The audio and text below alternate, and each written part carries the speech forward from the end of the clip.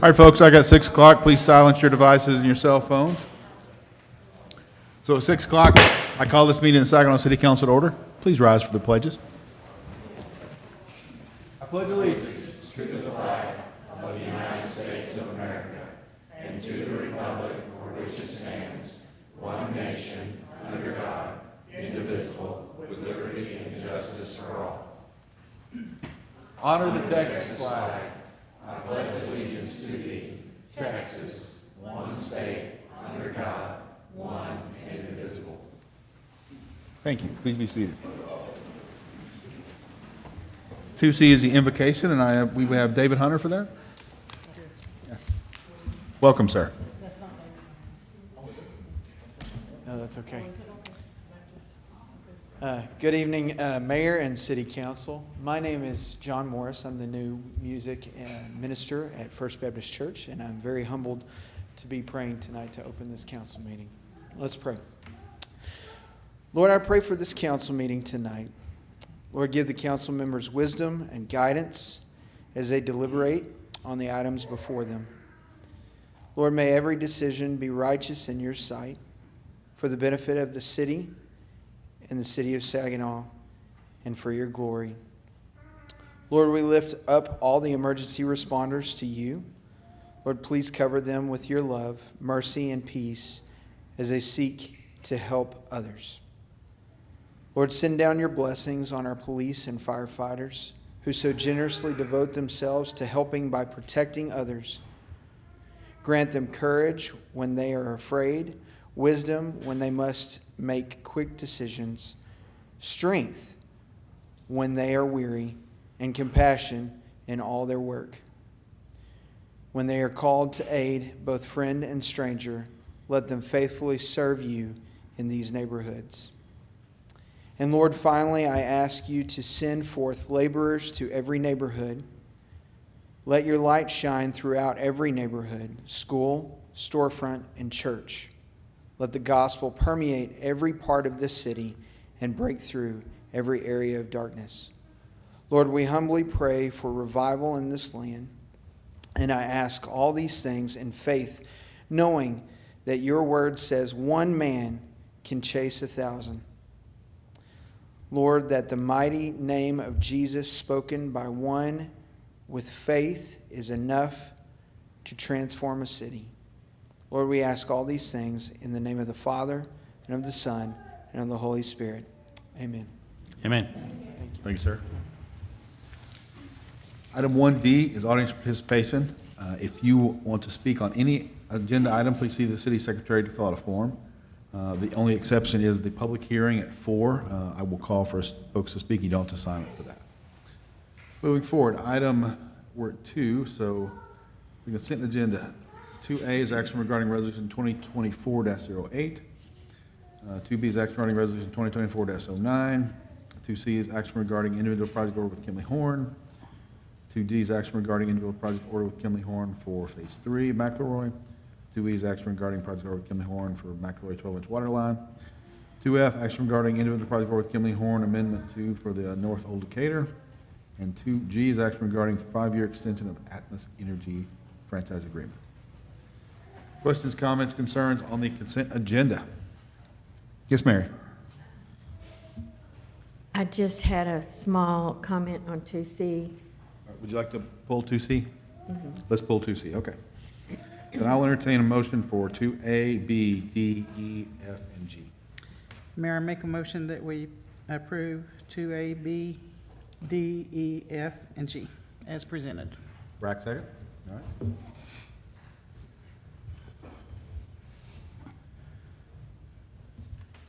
Motion passed. Let the record reflect we do have a quorum this evening. So 2C, action regarding individual project order of Kimley Horn for McElroy Phase 2. That's Trenton.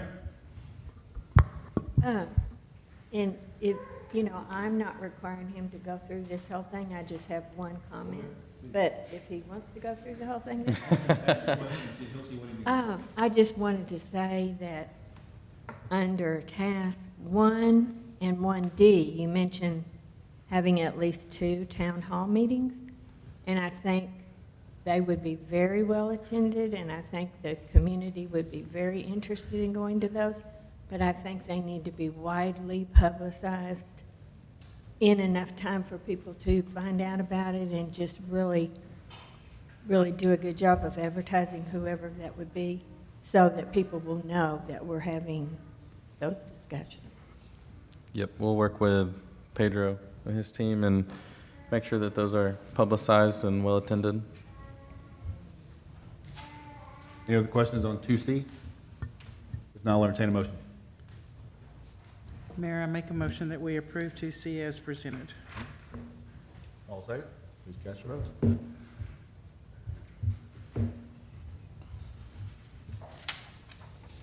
Motion passed. All right, thank you, folks. Moving on to item 3A, employee recognition. Gabe. Yeah, Mayor and Council, pleased to have some employee recognitions tonight. I think we're going to do our All-America City delegation first. Pedro, if you want. Thank you, Mayor and Council. So as you know, for the second year in a row, we attended the 2024 All-America City Award. We essentially were the top 20 city, one of the top 20 cities in the nation to go there to present our ideas, which were wonderful. One of them was our cooperation with EMS ISD. Our second was our Garage Gap program. And lastly, our library adult education program. I believe we did such a great job. Unfortunately, we did not reach that goal of being top 10 city. But again, we are top 20 in the nation, and I think that's a very much commendable thing to celebrate. At this time, I'm actually going to show a quick video. I'm not going to show the whole video just because I know there's a lot of people in here. It's hot. We have a lot of big agenda. So if you just give me 1 second. This is fun stuff.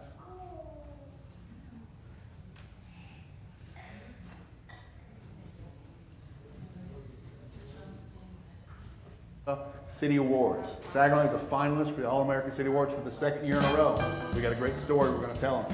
And welcome to Denver to this year's the 75th anniversary of the Come with me on a journey, on a train journey around the city of Saginaw, where we like to say, Saginaw, city on the right track. What impact has Garage Gap So we bring government to the people. We will literally show up in your front yard and try it.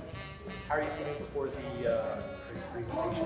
Super excited. Of course, we're nervous also. We all have our parts, our lines to say, our things we memorized, but here we are to do this.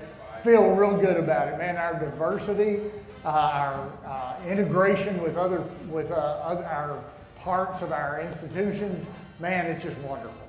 We've got it going on. When we watch these other cities and do their demonstrations and their presentations, it's phenomenal. There's some great groups here. It's so exciting, but when we look at it and we realize what we have going on in Saginaw, it is such an exciting experience to be a part of what's happening here.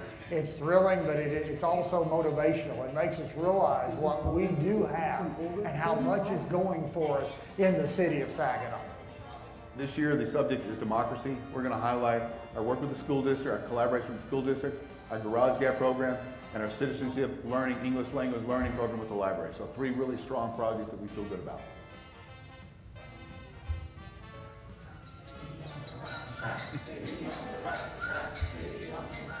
About some of the things we've done to bring government to the people, and also about our citizenship and some of the fantastic programs we've done.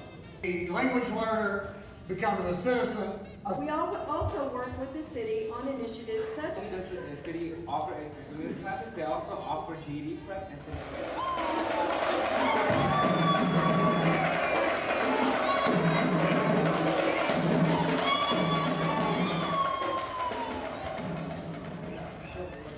Okay, so basically, this is a fun traditional song between a man and a woman. We are role-playing as a couple who are essentially playfully arguing by dancing and moving around. This song represents the many rhythm and tunes of Nepal. The outfits we wear represent the diversity of the Nepali culture. The song is one of Nepal's old gems.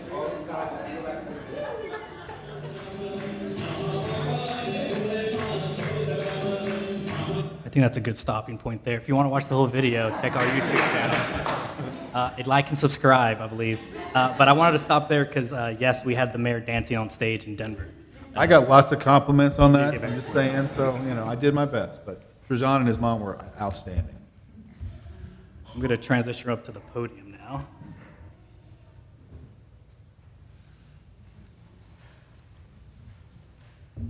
At this time, I want to individually acknowledge and say thank you to each of the delegates who went.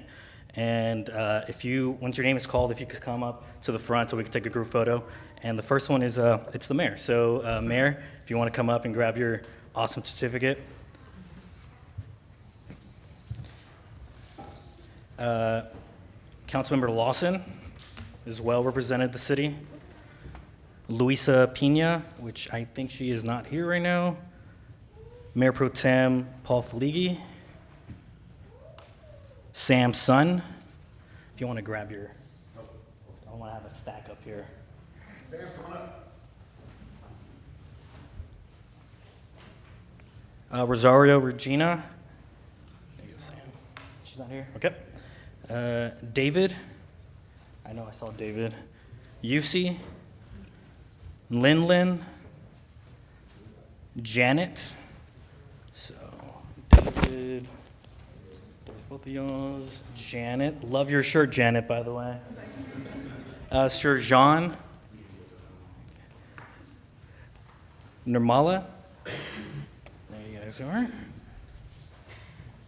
Megan. Ronnie. Go. Of course, our person who was holding up the sign, very proud, Lee Howell. He's not here. Kevin Morales, he's the one that did the video, so good on him. Again, like and subscribe to City of Saginaw's YouTube page. City Manager Gabe. Dr. Heather Hughes, which she texted me she won't be here. That's me. And Jack Horton, he didn't go with us into Denver, but he did help us with our theater portion. And I don't know if Jack is here or not. Cool. Well, everybody give a round of applause to our delegates.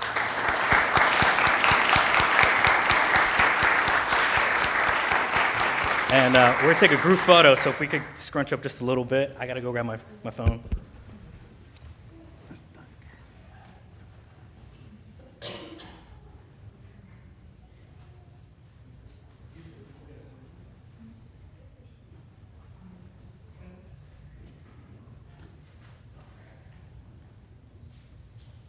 Cheese, 1, 2, 3. 1 second. It was in video mode, sorry. And cheese. Since I was in it, I'm trying to take a selfie and put it out.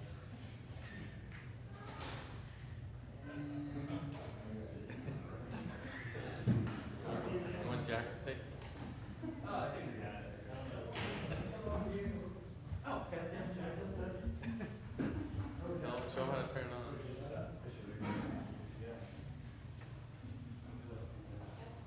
This one.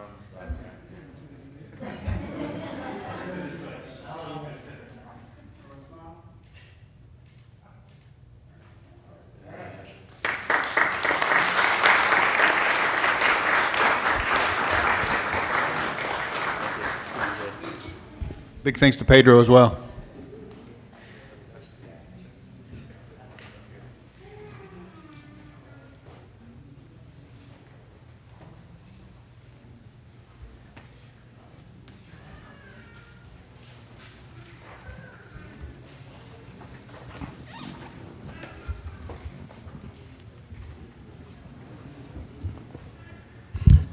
I won't say how disappointed I was when we didn't win, but I'm so incredibly proud of the effort we put in, the story we had, the folks we attended. We had a great group and we had a great story and was very proud of Saginaw. I'm a sore loser and I was very disappointed we didn't win, but we gave it our best shot. Nikki and I talked after and we couldn't think of what else we could have done different except for add more programs, honestly. Yeah. I think our presentation represented the city very well, so thanks to everybody involved. What else we got, Gabe?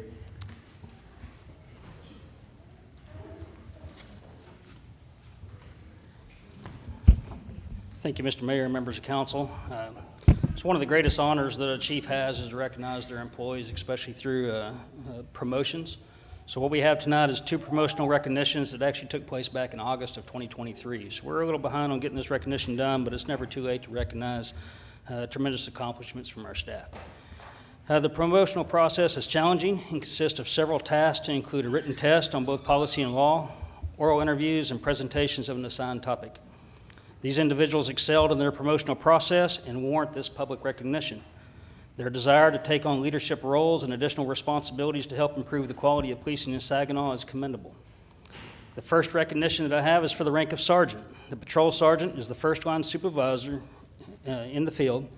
They have a high degree of influence over patrol officers and supervised officers engaged in law enforcement activities, including providing services for the protection of life and property of the general public.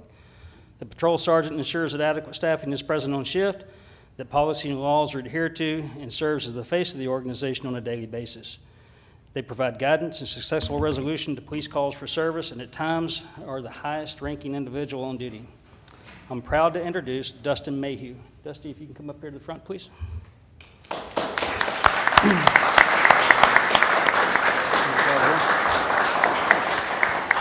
So Dusty's been with the Saginaw Police Department for 9 years. He promoted to corporal in 2019 and promoted to sergeant on August 10th, 2023. He holds an advanced TCO license. He's on SWAT, is a field training officer, is a police bike certified officer, and is both basic police instructor and firearms instructor as well. With Dustin today is going to be his wife, Brittany. His mom, Sheila, and dad, Jeff, are also in attendance. And so we'll call them up here in just a few minutes. The second recognition tonight is the rank of corporal. The corporal, during routine daily activities, works a district taking calls and conducting investigations. However, in the absence of the sergeant, the corporal fulfills the duty of sergeant. The corporal is assigned a random task by the sergeant to assist them in learning the full duties of the sergeant, so when necessary, can step into that role without hesitation. I'm proud to introduce Angie Garcia. Angie, if you come to the front.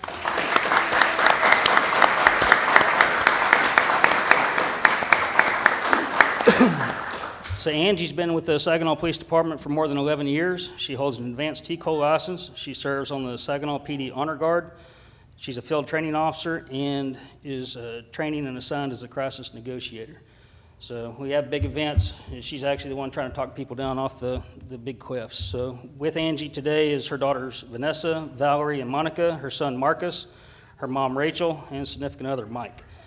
So at this time, if I could have Brittany and Vanessa please come forward.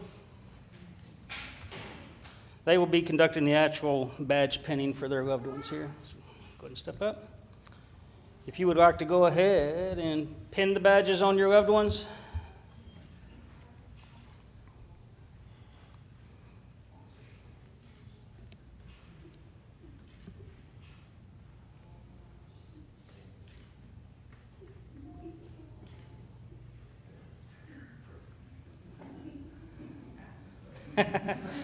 Well, I started to say if you'll just put the pin at a 90-degree angle and hit it, it'll stay there pretty well. So it is with great honor that I introduce to you Corporal Garcia and Sergeant Mayhew with the Saginaw Police Department. Thank you.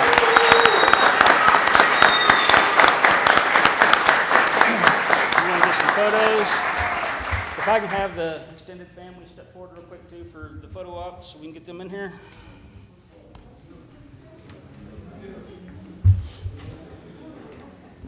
Move out of the way.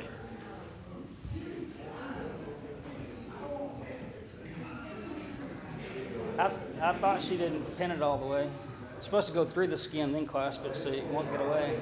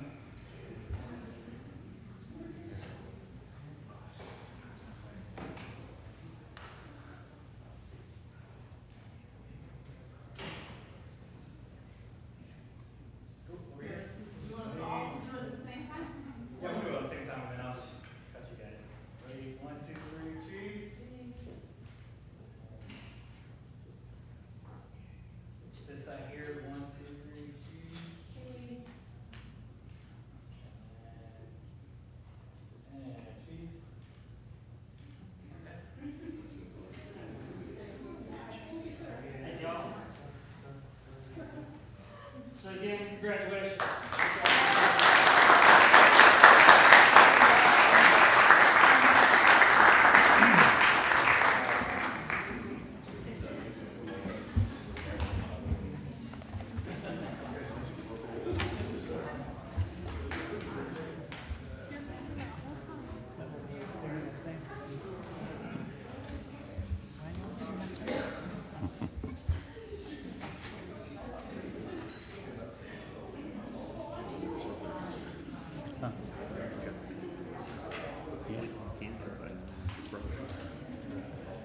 So not to be outdone, I think Chief Spears has a couple things as well.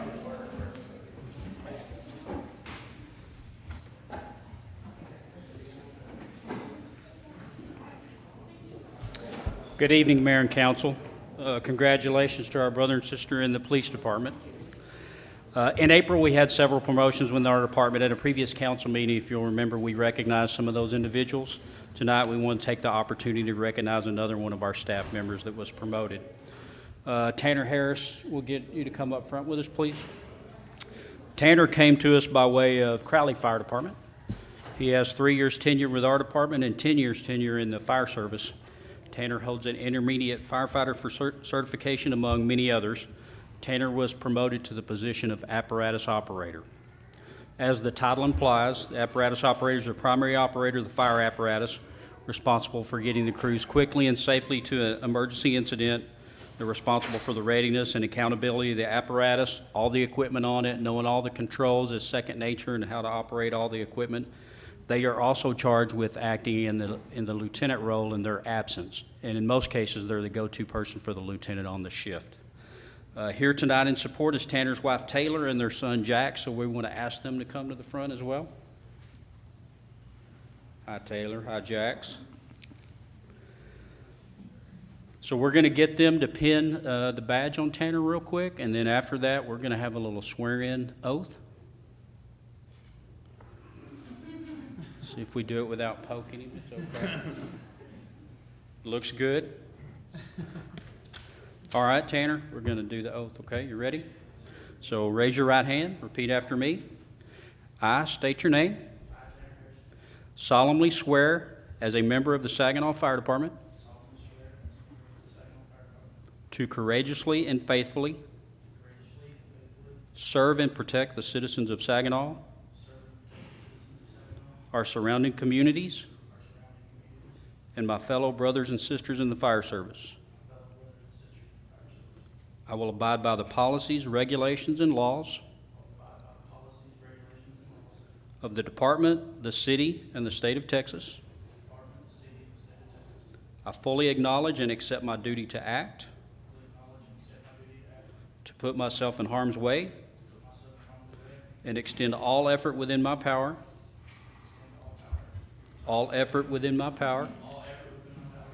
to protect and save the lives of others. I will always conduct myself on and off duty in a manner that reflects positively on myself, the city, my department, and the fire service in general, so help me God. Congratulations, Tanner. Thank you.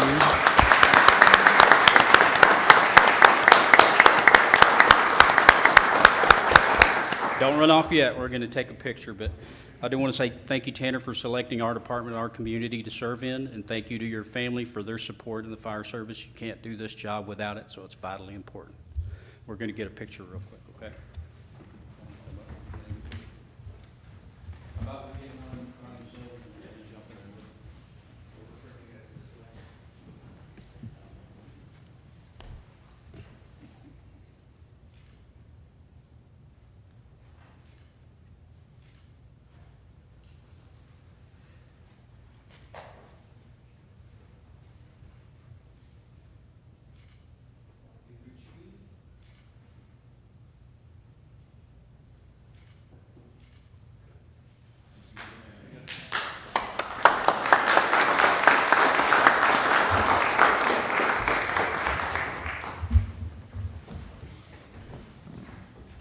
Thank you, Chief Spears.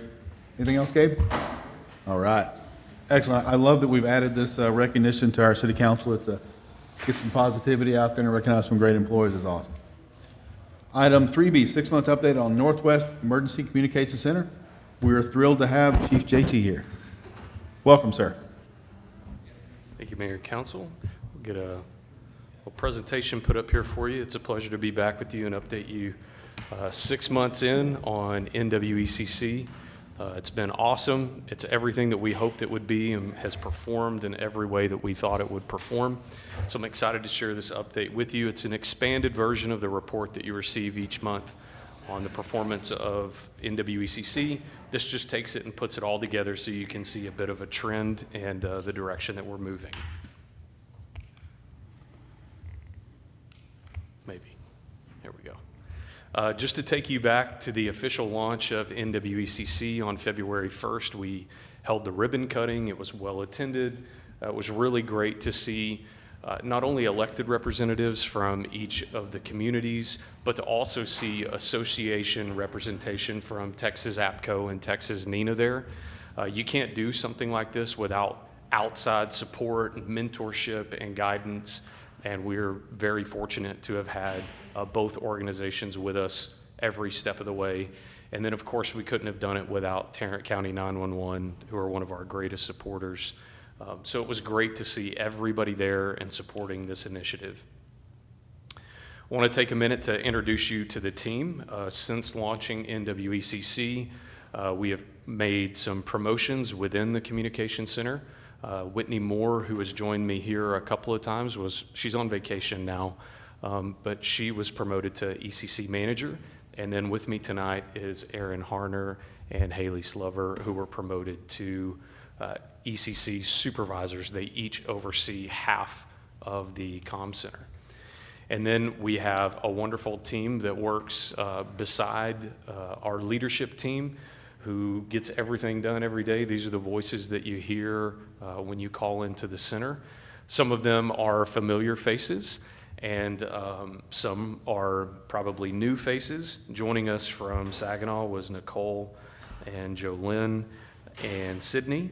And then not pictured is Crystal and Haley, but although new to NWCC, Crystal is not new to Saginaw. She worked here prior to giving birth, took some time off after her pregnancy, and is now back with us with NWCC. So keeping it in the family between the two cities, it's great to have them. And then also, you can see up there Robin Ford and Day, our existing dispatchers that were with us at Lake Worth that joined the team as well. We have already, in our very brief history, had some really incredible accomplishments that are a testament to the kind of talent that's serving within NWCC. At the Texas Public Safety Conference in April, we had 2 members of our team recognized at the state level, including the night's top honor, which was APCO Supervisor of the Year, which was awarded to ECC Manager Whitney Moore. And then with her, Aaron Harner was recognized as a NENA Silent Hero. So again, really proud of the group of ladies that are serving in the comm center. These are not just people who occupy a seat, but these are people who serve at an incredibly high level that warrants recognition at the highest levels within the state. Many of these awards are voted on by their peers, which I think, again, is another testament to the kind of people they are, the kind of leaders they are, and the work that they do. And it was also nice to sit back and see NWCC, although young, represented in this way on the biggest stages in the state. I thought it was a great way to come out of the gate and make a statement and establish ourselves as a professional and leading communication center right here in Tarrant County. So I'll skim over these. These are the same KPAs and KPIs that you're familiar with that you see each month, but again, I'm going to present them to you in a 6-month snapshot as opposed to the 1 month that you've been seeing. We'll start first with emergency call answering and speed of answer. There are established standards for these criteria, and you'll see that we have consistently met those or exceeded them every month. The standard, as you'll remember with Nina, is 90% that all emergency calls are answered. 90% of emergency calls are answered in less than 15 seconds. You can see that we exceed that. They're pretty consistently in the 99th percentile all the way across. And if you've ever been in the comm center, it's really amazing to see them answer that phone. They know right where the button is, they know right where the phone is, and they're hitting that button quick to get the call answered. So we're meeting that goal across the board, both with the calls and then the speed of answer. Pretty consistent. We also have high standards for administrative calls. So obviously emergencies are emergencies and we're going to deal with them, but we also realize that that's not our primary call volume, that administrative calls are. And so we don't want there we don't want it to be disproportional. We want people who are calling in an emergency or a non-emergency to receive great service regardless of what they're calling for. So we've established some guidelines and standards for administrative call answering and speed of answer that mirror the emergency standards that we have. And again, across the board, you see those being exceeded. Same with speed of answer. Now, in the event that multiple calls come in at once, we move into a prioritization. And of course, emergency calls are prioritized higher than administrative calls. So you're going to see more fluctuation in the speed of answer with administrative calls simply because they're being prioritized. Another one of our metrics that we use to ensure that we're delivering a high level of service is our customer satisfaction surveys. These are automated text message surveys that are sent out after someone calls into the communication center, and we ask them 2 questions. One, based on the interaction that you have with the person who took your call, how would you rate the level of service or your satisfaction with the service you received? 1 being very unsatisfied and 5 being very satisfied. And over the 6 months that NWECC has existed, 98.25% of people surveyed said that they were satisfied or very satisfied with the service that they received. And then we continue to have a high response rate on those surveys. That helps us validate the results. You know, if we just get 1 or 2 here and there, we don't quite know if that is believable and applicable to the whole center.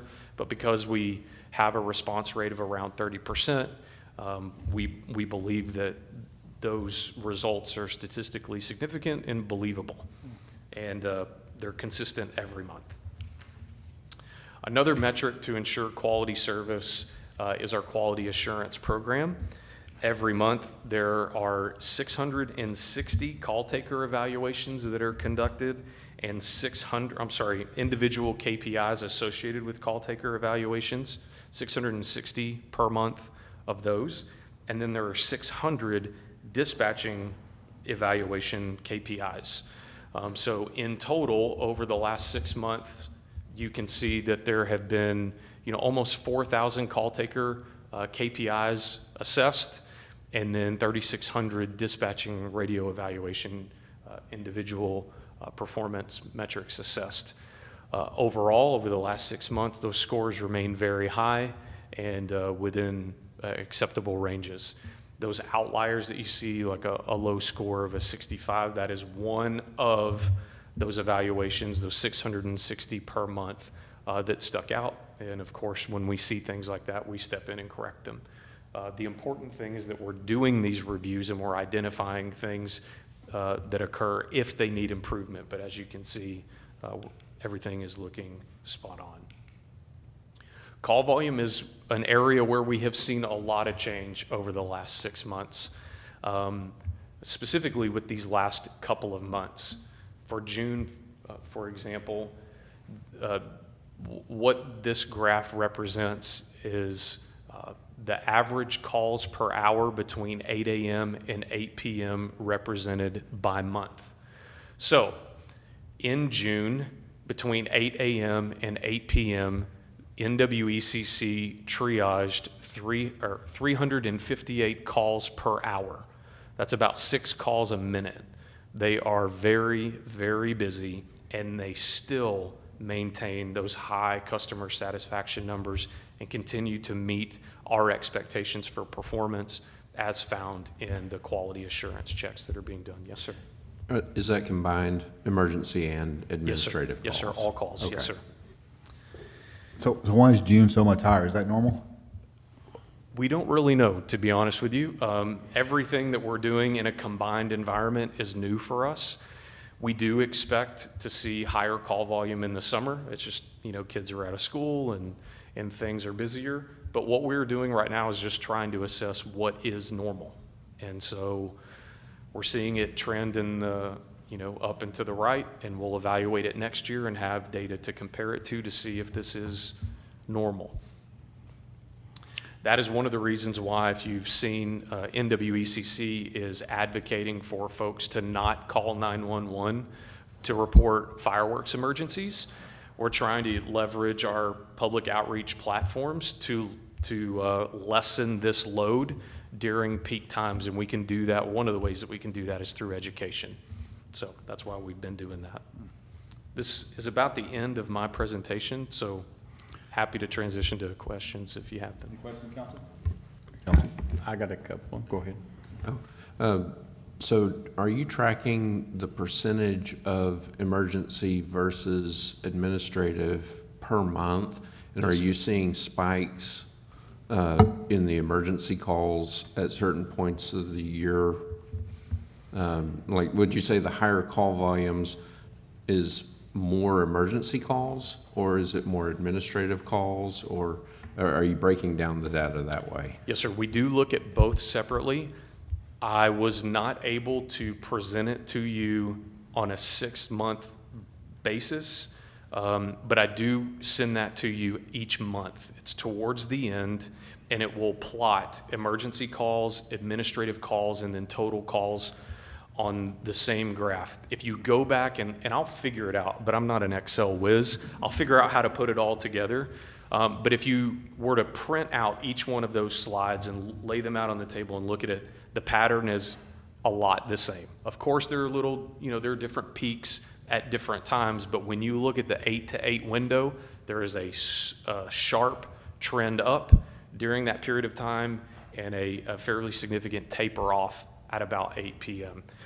So everything that we see month to month is similar. The distance between them is similar, but the volume has definitely increased in the summer months. Thank you. Yes, sir. So can you just give us a rough of that last chart you had, about roughly off the top of your head, how much of that 50%, 10% was emergency versus administrative?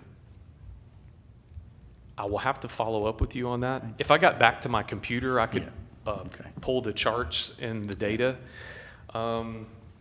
And I mean, that's okay. I was just nosy.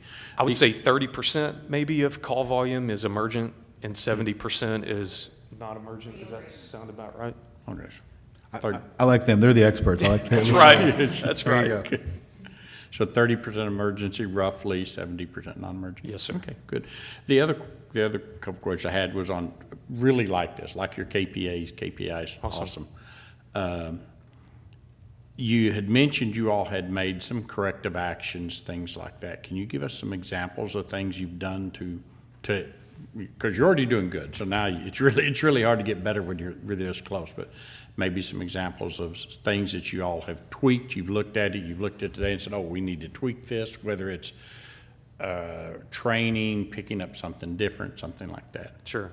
So the point that you made about sustaining superior performance is probably our greatest challenge. We have set the bar very high, and our team has performed at a very high level. But just like athletes or anything else, consistently performing at a high level is difficult. Probably the greatest challenge that we've had with keeping performance at a high level is adding new people to the team. So some people have transitioned away or taken jobs elsewhere, and so we've hired new folks in their place, and there's a lull, there's a training curve, and so we have to take that time and make investments in those folks and give them time and space to develop in the way that we want them to. And so sustaining superior performance while new people come in has been a challenge. Another focus has been on leadership development. We want to ensure that we have a succession plan in place and that we're investing in our next generation leaders. So there's been a lot of focus on training, specifically leadership development. And the other area that we've been working on is the CALIA accreditation. So we're already APCO certified. Our training program is APCO certified, but much like the Texas Police Chiefs Association or the Texas Fire Chiefs Association accredit police departments, CALIA is a nationwide body that can accredit the communication center. And so that ensures that the proper policies and procedures and everything are in place. It's one thing for us to send you statistics and say we're doing a good job and everything's great. It's another thing to invite that third party in to verify. They don't have a stake in the game. They're unbiased to sign off on the work that we're doing. And we want to do that as an assurance to you and your community and the other communities that we serve that we mean what we say, we do what we say we're going to do, and we have those policies and procedures in place to ensure that that happens. But that is a monster undertaking. These ladies can attest to that, and anybody who's been through an accreditation program, it takes a lot of time, it takes a lot of attention to detail, but that's something that we're committed to doing, and I look forward to coming back to you in another 6 months and celebrating that accomplishment. Good. So couple others is haven't seen anything blow up on Facebook or the internet, so that's good. Yes, sir. You usually see. So my next thing, I guess, Rachel, pointed to you. How's it going? And I haven't heard anything, of course, from the police department, from our police officers and stuff. How's this integrated? Any grumbling? Any concerns? So I think with any big endeavor like this, you got grumbling early on. I'm not going to tell you we don't have grumbling, because there's a handful of folks that just won't be happy unless they have a dispatch center in-house where they can physically see the people and talk to them. Yeah. But when you look at operations, operationally, there's really not much going on as far as negative issues that we would look at. It's been real positive. I've got a handful of folks that would rather have the dispatcher at the window where they can walk up and talk to them. Yeah. Yeah, get something ran over TLETs or something right there while they wait. There's a little more of a process to it, or they can do it on their own computer, out in the car. Yeah. But as far as operationally soundness that's going on, I mean, we're happy and we're sound with operations right now, so we don't have very many issues at all.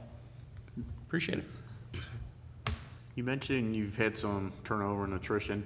Have you had any issues backfilling the positions? Because I know before we did this, everybody was struggling getting staff. No, sir. We have not struggled. We've been very happy with the talent pool that applies when there's an opening, and I can attribute that back to our focus on changing our wages and ensuring that we're paying a competitive salary as a part of this consolidation, and that alone has been what has brought people to us, because they know that they're making a competitive salary with other larger comm centers. So we've been very happy with that. Yeah, it's amazing how you can find people when you give them a fair wage. Right. Other questions, council?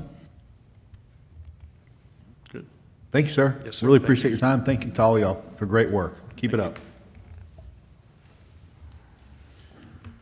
All right, item 4A I have 6:44. We're in a public hearing. Consideration and action regarding a request for a specific use permit to allow a tobacco shop at 1205D North Saginaw Boulevard. It says Susie, but this Maria, you're trying to trick me, aren't you? It'll be me today. So this item was brought to City Council on May 21st, where it was remanded back to the Planning and Zoning Commission at the request of the applicant to allow them to have a fair review on a full commission. So this item is a request for a tobacco shop at 1205D North Saginaw Boulevard.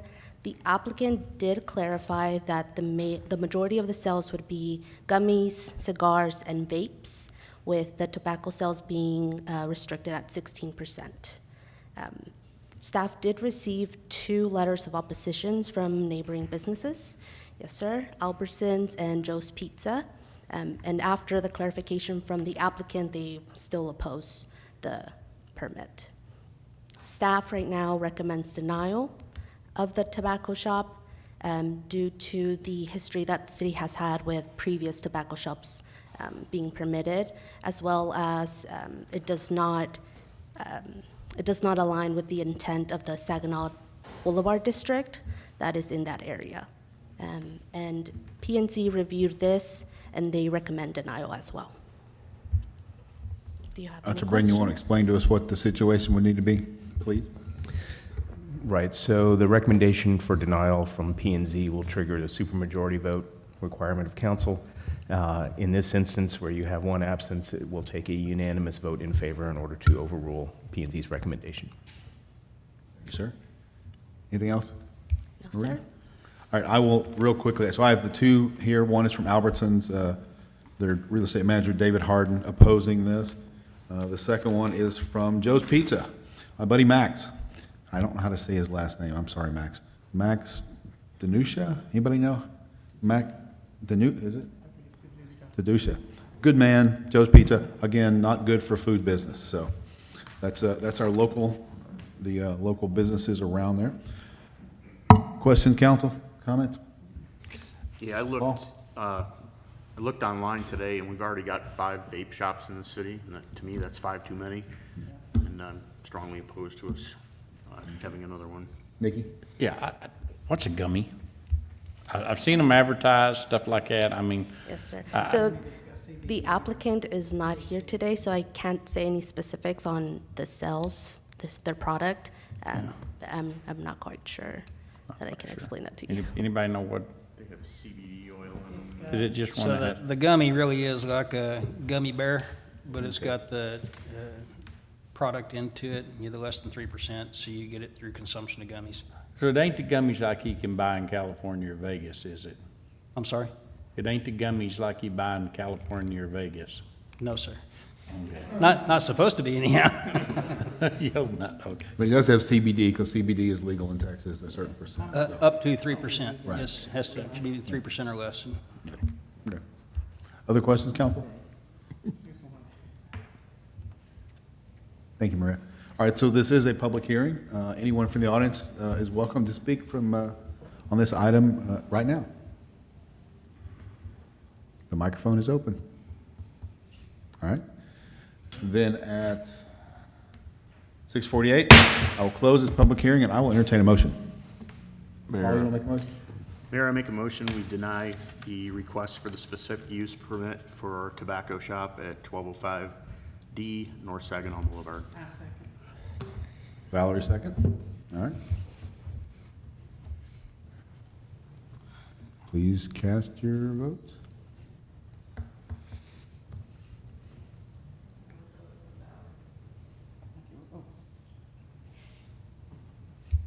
All right, motion passes unanimously denying this SUP. Thank you, folks. Thank you, Maria. Thank you, Vic. Thank you, Susie.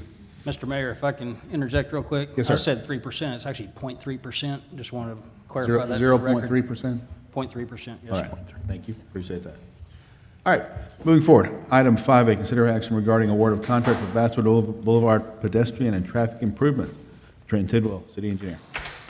Thank you, Mayor. These are the improvements that were proposed at the May 21st council meeting for the pedestrian traffic improvements on Basswood Boulevard at Saginaw High School. So we got this designed and advertised in June. We opened bids, and we received 2 bids, with HQS being the lowest qualified bidder. So we are recommending award to them for the project. Can you speak to timing? Certainly. So we are aiming to have the pavement, which would be the raised crosswalk, and the sidewalk improvements to be complete before school opens. I believe that's August 12th, so our requirement says August 8th, that those should be done. There will be a lead time for the other improvements, such as the RRFB push button and the flashing signs, so it's a little unrealistic to request that those be built beforehand. That expectation was made on CivCast, which is the website where we post the plans and documents for contractors to download. It's written in the bid document, so by bidding, they're agreeing to that. If they don't meet that schedule, there will be damages assessed at $1,000 a day. And then I did speak with this contractor. They asked a question during the bidding process, which we actually answered with an addendum that we issued, and then we spoke afterwards just to make sure they understood the schedule, and they did. Okay. We've worked with this contractor before. They did the sidewalks on Blue Bonnet, and there was pavement and striping and signing improvements there, and they were a good contractor. Okay. Council questions for Trenton? Brack? So was there any schedule put on the other items? The overall construction schedule is 120 days. Okay. Yes, sir. Just one, the only thing on all of this that caused a little concern to some of the citizens and stuff, and a couple of them being voiced here, was these rumble strips. So when we put these rumble strips in, if it causes too much of one, how are we going to determine if it causes too much of an uproar to the citizens, in other words, too aggravating to them? And then what would it take? What will be the trigger for us to decide to move them? I mean, are they going to have to show up here with pitchforks and fire, or how are we going to determine that it's not beneficial? We discourage pitchforks. Yeah. Let's talk about it, okay? Go ahead, Randy. I just think generally we get a lot of complaints, a lot of continued complaints about it, and we would address it at that time. Is there a sound level that we should stay under? Is there any kind of metrics for that? I don't know them. There are decibel levels. I'm sure I could look into what's acceptable along corridors and measure it before and after. We could try to do that. That'd be awesome. Yeah. I'm thinking like somebody's backyard right next to it. What's that decibel reading? Yeah. And can they hear it in the house? You know. I don't think that'd be too complicated. Unfortunately, I don't know that decibel reading information would deter public outrage, but we could at least have the information available. Having some data always helps. Right. This is the best we can do. So no, I appreciate it. We're going to do this. Let's see where it goes. But you're right. We may have to. At someone, could we tear them up in the future? Absolutely. I know, just like you put roundabouts or anything new in, when you first put it in, there's going to be nobody likes them, and then after a while it loops down. So trying to figure out in my mind, how far do we wait to see if that loops down, We can also measure safety as well. So Yeah. we can see fewer wrecks, crashes, injuries, Oh, whatever. absolutely. That's what got me. We can measure that too. We looked it up. It actually should, there's data out there to show a significant improvement. It's like, what was it, up to 40%? It was significant, yep. Yeah. That's great. Okay. I would recommend we at least hold off on removing them for at least 9 to 12 months. Yeah. I mean, let's give it at least a year. Right. Let's give it a year and see how effective they are. That sounds fair, and I'm glad we're doing it quickly. All right, the dollars are from ARPA, right? So ARPA funds, so yay, glad we're spending the ARPA funds on something like this quickly and to help safety, so. Council, other questions? Comments, concerns? Then I'll entertain a motion. Mayor, I'll make a motion that we approve the item 5A, the award of contract for Basswood Boulevard pedestrian and traffic improvements. I'll second. Valerie, second.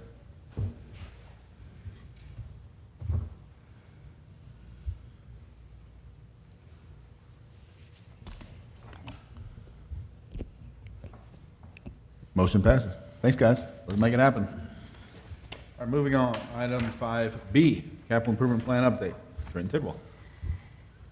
Thank you. So as promised at the last meeting, today I will be doing a capital improvement plan update. Before I get started, I would like to just introduce Jack Ernie, amateur photographer tonight. Jack and his team have really helped a lot with the update of the CIP plan.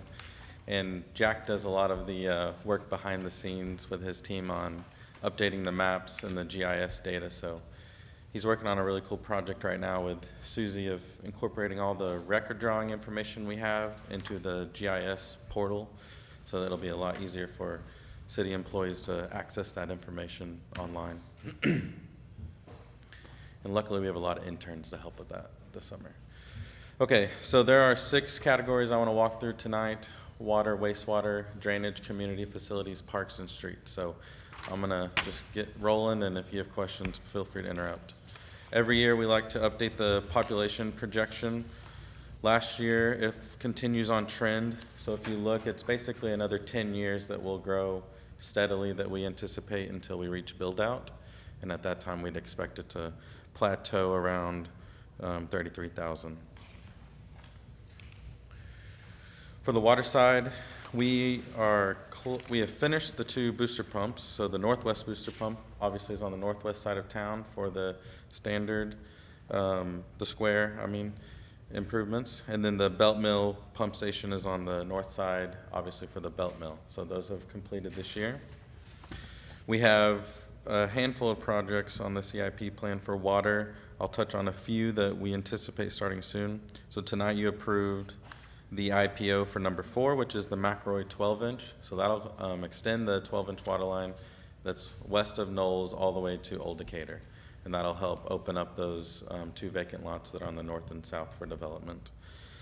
Another one we're looking to start soon would be the Water Master Plan model update and pump station testing.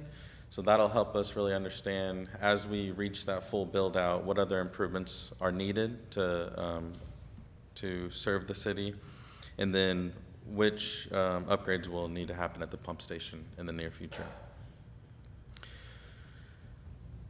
2 projects that were added this year for Park Center is the chloramine facility to help the chlorine levels, and then we also added the cathodic protection upgrade at that facility. Oh gosh. We have a handful of developer projects. Most of these have not been coordinated with the developer, but if a developer does come along, we would ask that they make these improvements. The main one that has shown progress would be the McElroy 12-inch boulevard. So this is on the very east side within the Victory development. The next page is the water demand graph. So last year was a dry year, so water demand was showing higher than normal, which would be expected. And then the last page in this section is just the map showing that where all the locations are for the projects.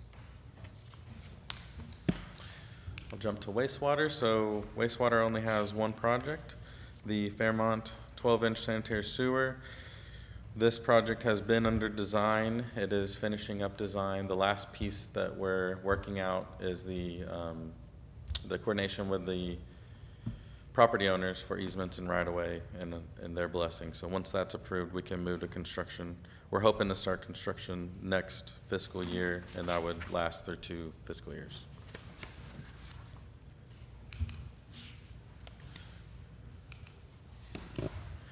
The wastewater average demand for last year was right on normal use levels. Okay, I will jump to drainage. So this sheet is the one sheet that I did make a tweak to after I sent out the presentation. So we had the information for the Highland Station channel improvements, but I did need to add those. So you can see those are in the future line. I am showing those in future after confirming that with Randy. We are still prioritizing the boulevard drainage needs over that just because of their level of impacts. I think we saw that, was that 2 years ago with the flooding of those buildings and businesses. So right now that's how they're prioritized. We'll keep assessing those and making sure that these are in the appropriate order. This year we finished up the East Cement Creek Improvements Phase 2, so that was just west of us here as it reached McElroy. And we also did the drainage improvements to serve the Library Senior Center. Next year, the main thing we're doing for drainage is we're going to do a conceptual design for the boulevard improvements for System 3. That'll really help us understand, wrap our arms around how much coordination with TxDOT and the base that's there, and then all of the permitting that'll be required. So I think once we get through that, we can really make a plan and start working that plan. Now that we have a grant writer, can we get them maybe possibly look at getting a grant for the Highland Station drainage project? Because every year seems to be a ton of federal funds for flood control and stuff. Mm-hmm. Yeah, we'd be happy to work with them.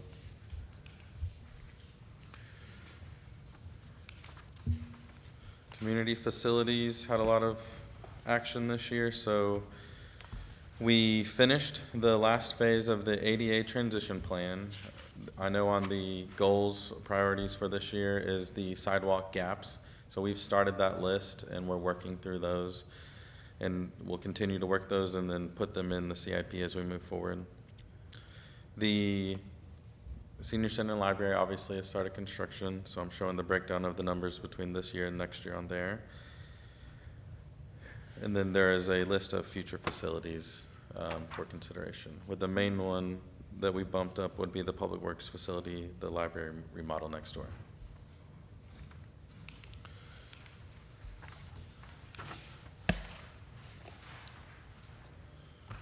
For parks, the Switchyard food truck expansion is finishing up. The Highland Station pedestrian crossing is underway. Go back. Thank you. Kiwanis relocation happened and is complete. And then the two parks that were identified and approved to move forward, Opal Joe Jennings and Brian Schwingler. We're at 60% design right now. We're coordinating with the playground manufacturer to make sure we have all their latest renderings. And we should be moving to 90% in a couple of months and look to start construction in the next fiscal year. So we're moving pretty quickly on both of those. Do we have a date of when we expect those to be complete? The design will be complete in fall, so October or so. For construction, I believe Laura was saying we anticipated about a year of construction. So I would aim for end of next year. If Laura was here, she could speak a little more accurately to that, but I think that's what I recall. The current plan is to run them concurrently? Yes. Okay. Yeah, the idea is perhaps a contractor would be able to take on both with a little bit of cost savings.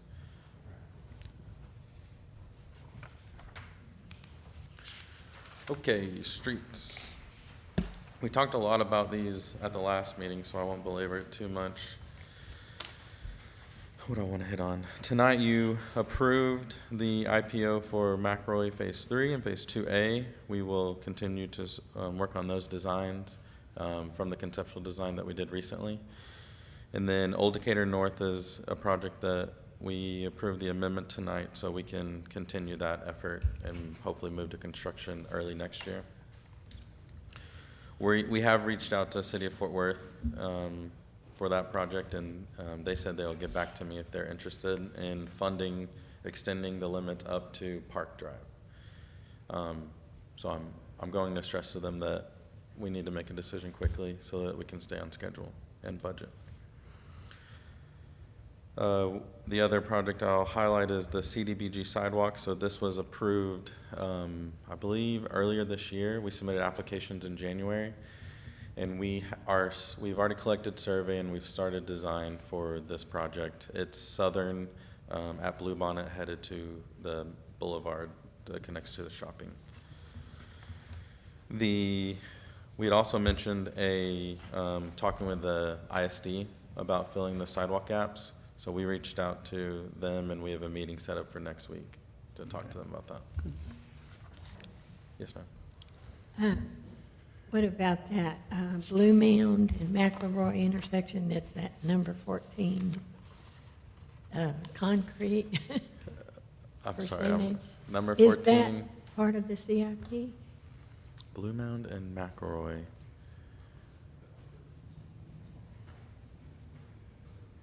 Andy, I think the county's going to do that. We had talked Yes, about I met with the Oh. county this week. Oh, the mill and overlay? You're gonna do that's the mill and overlay. Okay. Yeah. temporary Band-Aid. It was on the program last week, and I Yes, just ma'am. thought. it I would do be- have that listed in the sump program. I usually talk about the mill and overlay crack seal, more of the rehabilitation.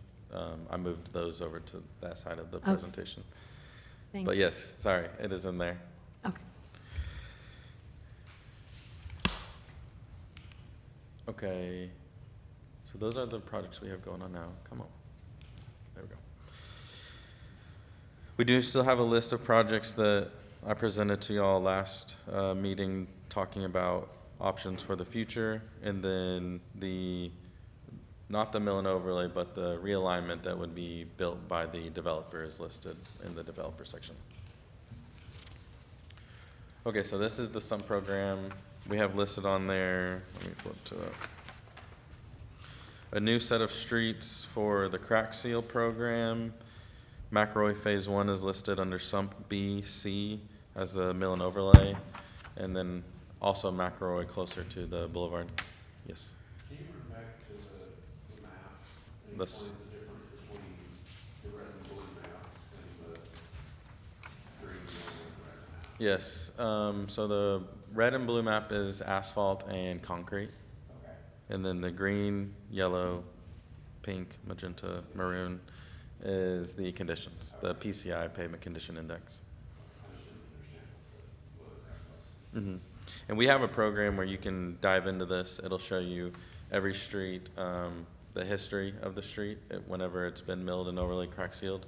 And then also, it auto-generates a list of projects for crack sealing, mill and overlay. So that's where we pull our information for projects. The big addition to the sump program is Opal Street. So we have really looked at this as the first full reconstruction we want to attack with the sump program, meaning street utility maintenance program. So we want to redo the water line, the sewer line, and the pavement all at once. And if with the latest numbers we looked at and we changed our approach in the pavement design, we plan to split this into 2 phases. So we'd like to get started on the second phase next year, but we'll be talking to Kim, making sure the budgets are right for that. Luckily, we do have different funds funding this, so I guess it's good that you have 2 different funds, also 2 different boxes to check. Okay, this last one is not really part of the CIP program, but I guess I just wanted to talk through these projects or this grant opportunity just because I may bring these, Randy and I may bring these to council probably in October about filling out grant opportunities or grant applications for this. So the HSIP stands for the Highway Safety Improvement Program. Although it does say highway, it doesn't require that it's a Texas-on system or a highway system. It could be any local arterial collector within Saginaw. The way they score the projects are kind of complicated, but essentially it takes any crashes and weights them based on how severe the injury was or if a death was involved. And then we would propose a project, and the theoretical amount of improvement that was made with that project is weighed against the crash along with the cost of those improvements. So it's a lot of information that they boil down to one number. We have had success with this program recently, very recently. Last year we had several projects get funded in Denton, and so we'd like to really take advantage of these while there's still a lot of funding available in Saginaw. I've sat down and I looked at probably 10 different locations, and these were the ones I think would really score well. So in October, we'd like to apply for these funds, and we've talked very high level with Kim, and that Saginaw would need to be prepared to spend the design portion and 10% of construction. So I've totaled that up to approximately $870,000, but your return on investment would be a total of $3.3 million of construction improvements. Accepted. There's no guarantee that all would. There's no guarantee. I do remember, I think we applied for 5 in Denton and 4 of them received funding. So there's, if we choose projects that will score well, I'm optimistic that we could get a lot of funding. Trying to just real quick, on sidewalks, I think I sent an email to Gabe, I don't know if you got it. There's a section of sidewalk that's, hasn't been put in between, on Longhorn, between White Rock and where the sidewalk ended on 7-Eleven, and people are having to go out into the street, so just wanna make sure that's on the radar so we can get that finished up. Okay. That would be the west side, you're saying, between 7-Eleven and White Rock? Okay. Yeah, we have a list of gaps. I can make sure that's on the list, and then we'll work with Randy and staff to make sure we have those prioritized and budgeted. I will say, currently, the sidewalk gap budget is limited, is being identified. So the CDBG program offers a lot of that, trying to fill one of these major gaps on Basswood with the HSIP grant opportunity. So we'll keep searching for opportunities to find funding. And then, like I said, we're meeting with the ISD next week to talk to them about that. So that's my update. Happy to answer any questions. Council, questions for Trenton? All I gotta say is, I appreciate you sending this ahead of time. It made it a lot easier having it pre-reviewed and things instead of getting it right here. So Yeah, no really problem. appreciate that. Yes. All righty. Any other questions? All right, thank you, Trenton. Thank you all. Appreciate it. A lot of good stuff coming. All right, moving on. Item number, we're at 5C, 2024-25 Budget Workshop. Kim Quinn, Finance Director. Thank you, Mayor and City Council. We're going to go over 4 funds tonight, and then next few meetings, we'll cover a few more funds, and by the end, you'll have seen all of them. Then we'll go over everything once more once we get final property values and tax rate calculations. We'll start with the CCPD, Crime Control and Prevention District Fund. This is funded by sales tax. Just a quick reminder, the local sales tax rate is 8.25 cents. 6.25 cents of that goes to the state, 2% of it stays with the city. Of the 2 cents, 1.5 cents goes to the general fund, so that leaves a 0.5 cent. 3/8 of that 0.5 cent goes to fund CCPD, and 1/8 of it goes to street maintenance. So I'm estimating about $2 million in this fund next year for sales tax. Sales tax is year-to-date, adjusting for a large audit adjustment that we received this year. We're up 6% over the same time last year. This month of June, though, we did see a 6% decrease compared to that month last year, so we're keeping an eye on that. But overall, we're still doing really well. This fund funds 13.5 positions, and that's continued on as we're working through some general fund issues. We will see if there's some capacity to fund more in this fund, but we want to make sure that we can sustain that.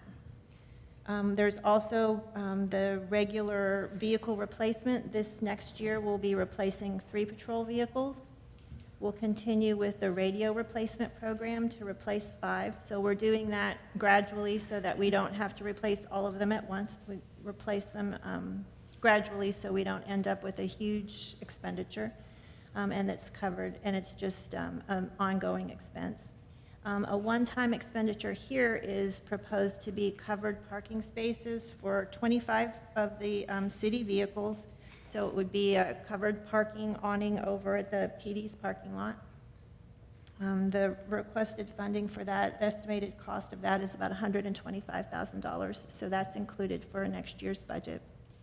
The 3rd year of the Axon equipment agreement, so if you recall, a couple years ago, we went with Axon to replace body cameras, tasers, the mobile video and interview room equipment. And then this is also where the flock camera system is funded from. On each of these graphs, I've got the revenues and the expenditures. The blue is what was adopted in the current year. The revised is red. The estimated is how we think we'll end the year, which is green, and then the proposed for next year is purple. And then the next screen. For those of you who want to see the numbers, these are the numbers that the graphs are based on. The first column of numbers is what was adopted, and this is true for all of the funds that we'll go over tonight. The the second column of numbers is the revised budget, so any budget revisions that have been approved by the city council, namely at mid-year, you did that. The year-to-date is through May. I haven't updated June yet. So that's year-to-date collections and expenditures through the end of May. Year-to-date is just the, or year-to-date percentage is just the percentage compared to the revised budget. The estimated is what we think we'll end up the year at, and then the proposed is the proposal for next year. And just as a comparison, through May, we would be 75% through the fiscal year. The next fund is the Police Expendable Trust Fund. The revenue sources here are unpredictable, so we usually don't budget revenues here. The only budgeted revenue would be interest earnings in this fund. And then on the expense side, this is where the K-9 unit expenses are funded from. And again, just the numbers.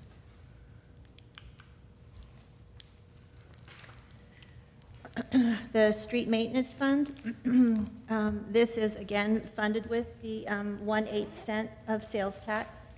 It is restricted to maintenance of existing streets and sidewalks. This is where we fund the items, the projects that Trenton was discussing in the SUMP program. And Ms. Copeland, this is where we have budgeted the section that you were referring to, the mill and overlay. I can't remember which was 2A and what they were labeled, but the mill and overlay from on East McElroy from Lavon to Blue Mound. This is what we received as an estimate from the county for both of those projects, and then from the Burlington to Saginaw Boulevard.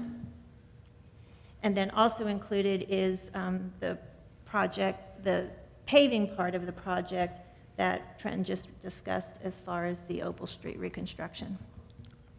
And then on the water and sewer lines, that would come from water wastewater funding, and all likelihood will be issuing certificates of obligations for those projects, as well as the sanitary sewer project.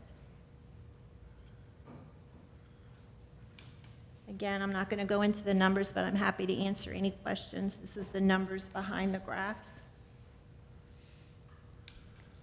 And the Drainage Utility Fund, this was created in 2005. The current monthly rate for a residential customer is $6. There's a factor that is calculated for the non-residential customers. This fund funds two drainage maintenance workers from the general fund, and then half of the environmental manager and half of the environmental specialists that are in the enterprise fund. The special requests items that are included in the proposed budget for next year are 4 more of the manhole smart covers. We purchased, I think, 4 this current year, and they've proven to be invaluable, so they're requesting additional ones. And then there's also a remote control mower. Randy can probably explain better than I can, but the areas that are difficult to mow, this is a mower that does not require to be manned, and then can get into some of those areas that are difficult for a larger mower that has a person on it. And then again, as Trenton mentioned, the preliminary engineering for the large Saginaw Boulevard drainage system project. And that's what would be included for next fiscal year. And then again, the details. And that's all I've got for tonight, these 4 funds. Are there any questions? Council questions? All right. Thank you, Kim. Great job. Appreciate it. Item number 5D, consideration action regarding the official naming of the new library and senior center building. Who's doing that? I'll start it off. Thank you, Mayor. So the time has come for us to ask for your consideration and action on the official names of the two components of the new construction across the street. So as you know, that there's two functions, the new library and the adult senior activities. And we have Ellen and Christy here tonight to explain to you how they've researched those and consulted with the advisory board and members of their programs to come up with a recommendation and a choice on one of them. This does require, I guess, two considerations on the item, but only one of them, the library, requires a vote, an approval vote, and I'll let Ellen explain why that is. And then we're just asking for consensus opinion on the senior name. So we'll start off with Ellen, please.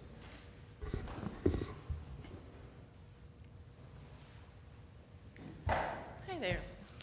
I don't have a lot. I think y'all have the recommendation from the library board, and that's really all I have is, what we discussed in that meeting. We started a couple years ago kind of thinking through this. There was interest in keeping the John Ed Keeter name with that building, which we were fine with as long as that was still, honoring him somewhere. And so starting a couple years ago, and then we voted at our last meeting, the last library board meeting. Our desire is just to have it Saginaw Public Library. Just keep it really simple. It's important to have the city's name in the name because a lot of times patrons are choosing our library out of a list of libraries, and it's helpful to see Saginaw as opposed to somebody's name. People who are unfamiliar with the city don't necessarily recognize that. So that's all I've got. The reason that we need a vote is for the state library. They want an official record of the name change because it's not just the name of our building, it's also the name we operate under. So that's what I. Any questions? Questions, Council? So do I call for a vote at this point? You can. All right. Yes, sir. We'd like to have an official on record that you approved or disapproved that Saginaw Public Library. All right, I'll entertain a motion then. Mayor, I make a motion that we approve the name Saginaw Public Library as presented. Brack, second. Okay. Okay, then Christy will talk about the senior activity side. I feel like this might come as a surprise for you guys. Wait, hold on. We're not done voting. Hold on. I apologize. Oh. Sorry. Okay, motion passes. Go ahead, Christy. Okay, so I'm not sure before tonight if anybody has considered naming the senior center anything other than a senior center, but it's one sheet. I'll go fast. I'm going to make a plea. I'm going to throw it out there.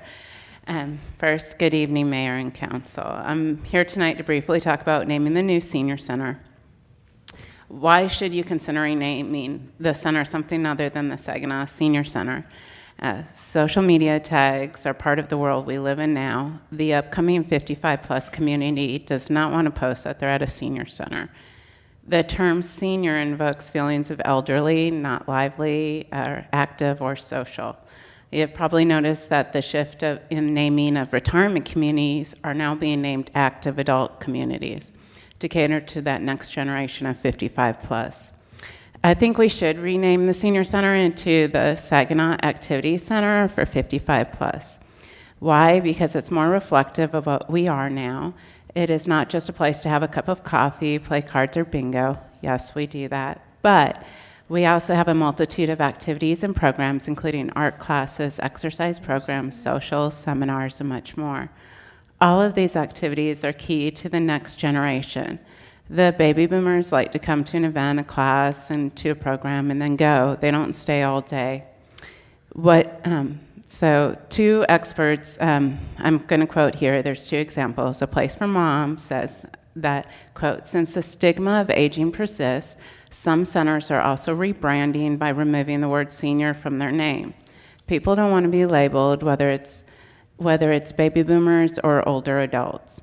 And the National Recreation and Parks Association states, in addition to transforming the types of programs and services offered, senior centers are being renamed to reflect the welcoming environment awaiting all older adults, from the youngest older adult to the oldest older adult.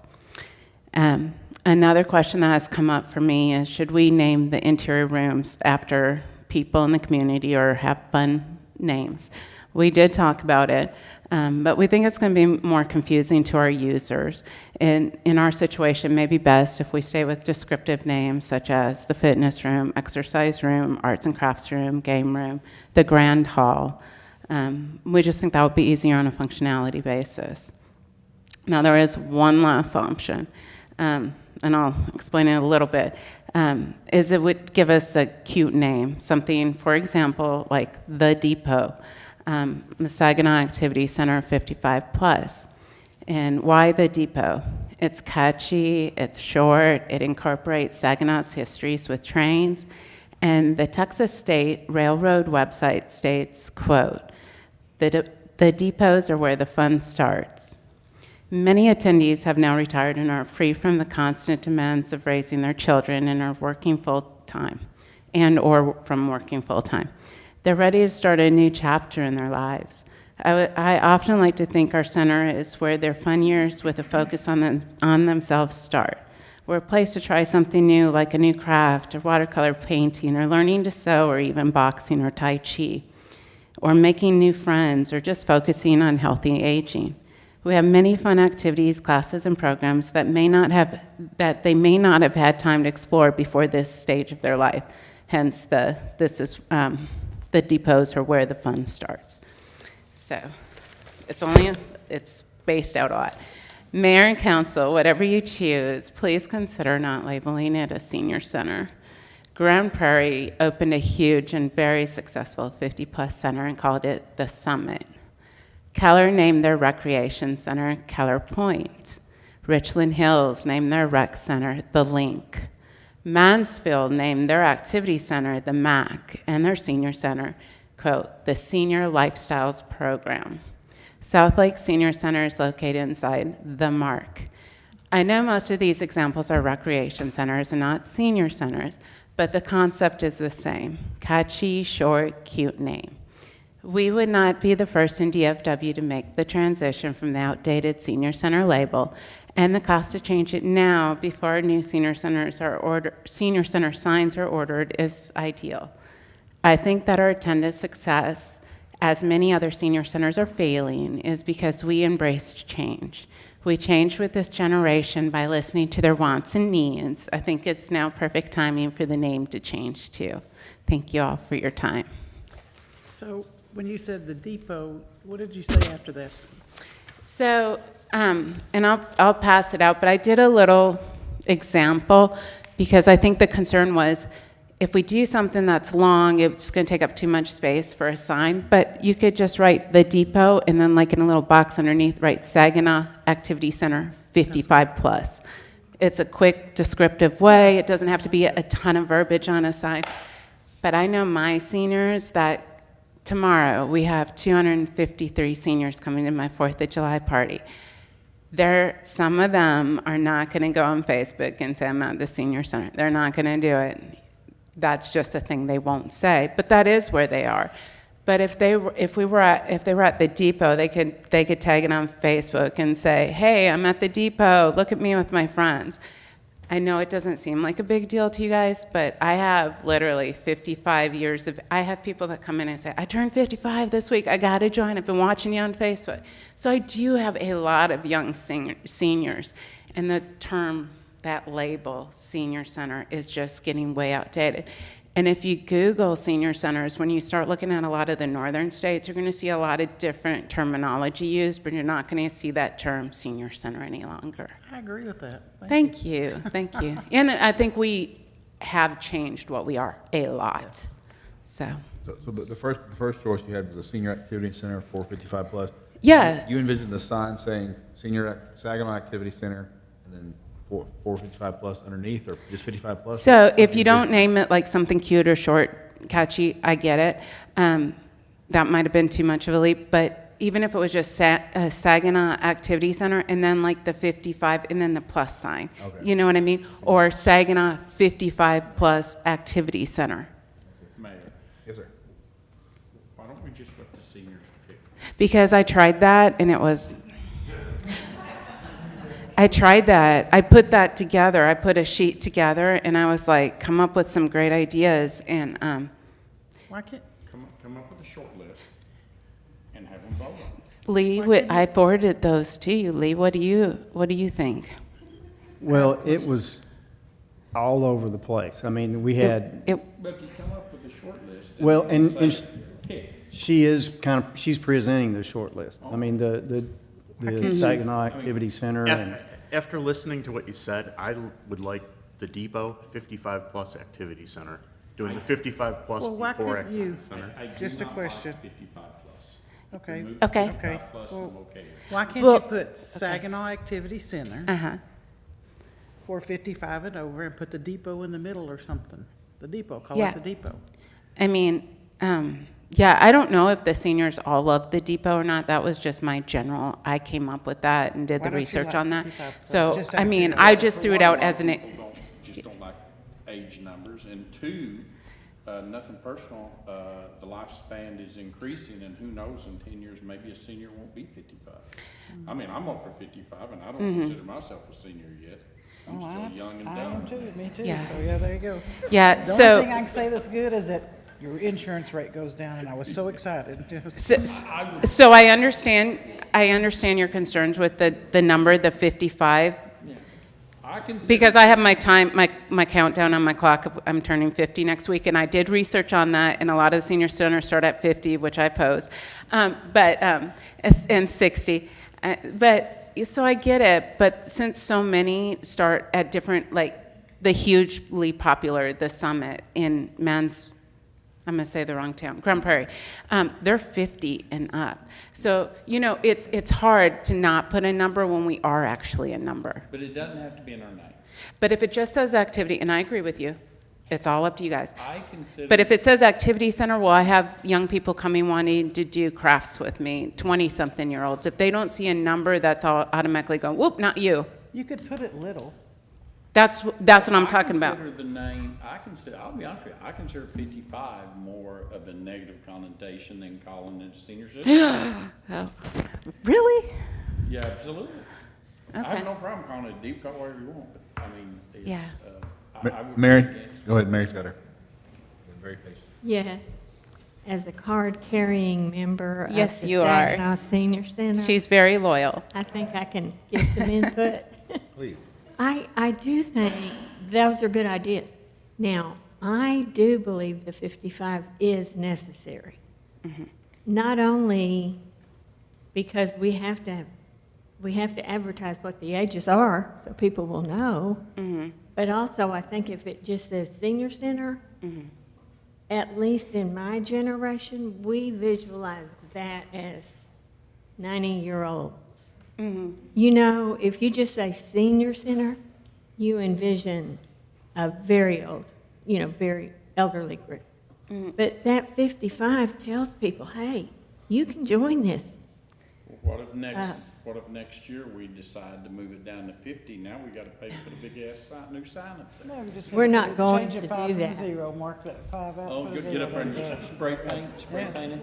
So I don't think we would do that because we already have so many members. I And feel like getting we new have a members, lot of members. Yes, cutting it Mary. Off Then at what if we 55. move it to 65? But also, Nick, I think you should join the senior center. We currently, Change the other 5 to a 6. as of this end of June, we had 684 current members that are paid on dues. So I would say we have a lot of members. All right, Brack, you had Yes. something? What is Yes. it, others put actual numbers in their name? So unfortunately, a lot of the senior centers in this general zone are still called senior centers. Okay, let's move, because you used some examples. Did any of those? So I did use some examples, like It's kind of a weird thing because a lot of those examples, as I said at the end, were rec centers, and they're not necessarily senior centers. The only senior centers I could pull that are no longer called that are more northern ones, except for the one in Grand Prairie, which straight out says their name is called The Summit, and then it says, like in a tagline, activity center for 50 plus. But yes, it does have the age. All right, Brack. And personally, I love the depot. You do, thank you. Because we have the Saginaw Switchyard. Yeah, And so we right. come up with the depot, and we just kind of keep that train theme going. I love it. Thank you. And I think having a tagline that says 55 plus, Yeah. I think that's appropriate. It establishes an expectation, and I probably wouldn't join if I was 55 plus, because I'm always going to view that as a place for people that are older than me. I can be 85 and I'd probably say the same thing. My mother said that at 80, so yeah. Yeah. Put a little train track up there with the engine number 55 going uphill. See, cute. Depot. Marketing. There you go. But I do think a cute, catchy name would be cute. Whether you go with my idea of the depot, you go with something else. I do think that's great, but at the very least, if you could drop senior center and at least go with activity center. And I do strongly think you're going to need to say an age. I think over time, the tagline of 55 plus is going to drop off. Maybe. And it's just going to be understood. And if you start calling something the depot, people probably don't refer to Keller Point as 55 plus or whatever. So, yeah, it's a rec center, but they do say, like, we're going to the point, right? They're not going to, it just becomes common knowledge. There's We no all know what that clarification is, needed yeah. At that point. So- Right, and there is no summit in Grand Prairie, to my knowledge, but, except for the building. But, yeah, it's a cute, catchy name, so. Mary, you have something? The only worry I have is, let's say someone's trying to look up the Saginaw Senior Center, Sure. or what that is. If, would that come up if it was named the Depot or something, if it didn't have Senior Center in the name? How would a person look that up on the? Put the depot at Saginaw. Yeah, your software person can tie that, so when they go into the search and do, they could type senior citizen. And it would take them It there. would pull up the depot. Okay. That's good. That can be done. But yeah, I think the Depot's catchy too. Again, just ideas. I know he said we have to get a sign decided, and I'm sorry coming to you so late on this deal, but I do think it's a. The little caboose with the 55. I thought that'd be cute. Look, they're getting. Let's have a whole thing. We're gonna have a mascot by the end of this league. Lee, you have something you want to add? Yeah, Mayor, let me just make a suggestion. If you like the depot and senior activity center, let's start with that. We can take a further poll of the membership, whether they would like to have an age limit or minor or lower or upper age limit, whatever. And then we might throw it out to the architects as well and ask them to come up with a couple of conceptual designs based on those ideas and see what looks good. I really like hers with the caboose with the 55 on it. Well, I was thinking some kind of 55 that's potentially removable. Yeah. It's a button, something that there are 55, so that could be, if we do change, that could take off. You guys just beat me down into agreeing to 55. There you go. Well, look, I know how old you are, Nikki, Okay, if so you yeah. want to get technical, you could put a whole little train with the engine and a couple of cars that says 55, 60, 65, 70, whatever. Can I give it? All right, so do we need to take a vote on this, or we got a consensus on starting with the depot? This is what this is what I just read, because I know I read fast and I'm shaky, so you have a copy. You did great, Christy. You did fine. Little caboose right there. Yeah. Yes, We ma'am. need to make something cutesy, yeah. Or make that whole thing a train like you said. Yeah. Mayor, I think we have some direction, and we'll come back to you if we need to. Yeah, I think we're at direction. I think the depot is a clear winner, and then the Saginaw Activity Center, and then however we want to do the 55 is cool. Thank you, guys. Thank you, Christy. You need to make sure that all the majority of the seniors like this, because I don't want I agree. We know you're 55 plus. You can vote on this, Nikki. So Yeah, I'll get that's your right. input, brother. Wait till you turn 65, it's way more fun now. Oh. Oh, man, congratulations, Paul. All right. So, we are at 6. So time is 7:40 p.m. Pursuant to Texas Government Code 551.071, Texas Government Code consultation with attorney, city council, we will adjourn for executive session, and we will return to adjourn the meeting. Thank you.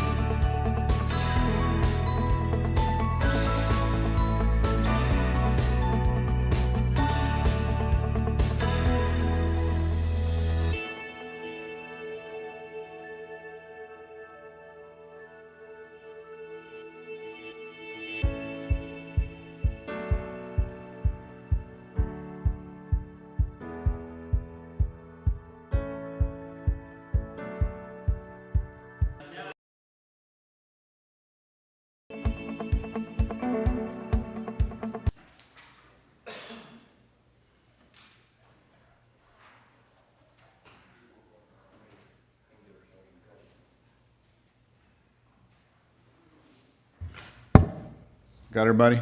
All right, at 8:04 PM, we're back in regular session. I'll entertain a motion to adjourn. Mayor, make a motion to adjourn. Brack? Nikki, second?